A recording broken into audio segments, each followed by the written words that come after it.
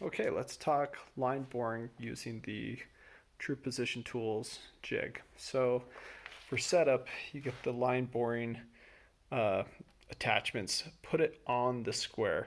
So you can't really tell just looking at it, but the distance from here to here is not half of the distance between the 32 millimeter holes. You have to use the square, otherwise they won't line up. We had to scrap a cabinet because we found that after the fact. So uh, once you get it set up, set it to 37 millimeters here, which is pretty much having the square butt down all the way to this, but magic number is 37. When you have it set to 37, distance from this edge to this edge is the same as from center of the hole to this edge is the same as center of the hole to the outside of these thumb screws. Not these ones, because those are ones are holding. This one, they're out a little bit more. Those ones.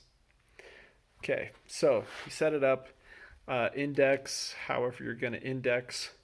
And I don't drill holes all the way up to the top because nobody's going to put a shelf up there. So I'll drop it down 3 to 4 holes.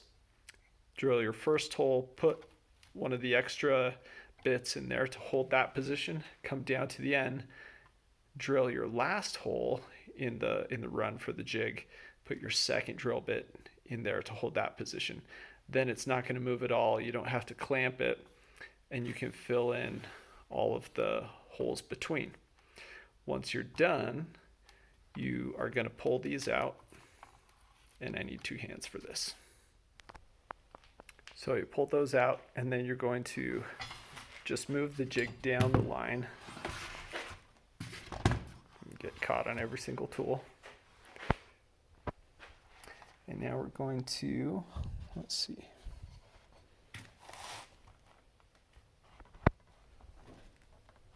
There we go. There's our last hole.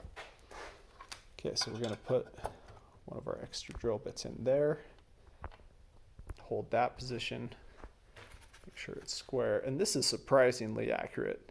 When I was starting out, I measured just to make sure this distance and this distance were the same, and it does a great job. Not a bad idea to do that until you're comfortable with it. Now I'm going to come up 1, 2, 3, 4. I'm going to drill this one, put my bit there, and fill these in. Okay, now I've got those in. Now I pull my bits, extra bits, and all of my lines are bored. Now I need to duplicate the other side.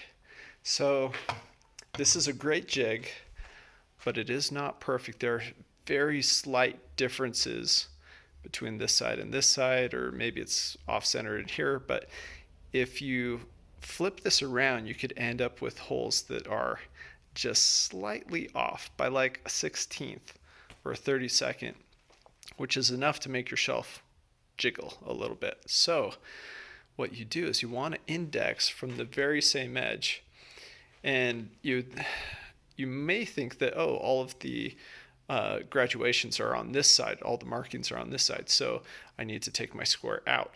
But actually, all you have to do is flip it over like this.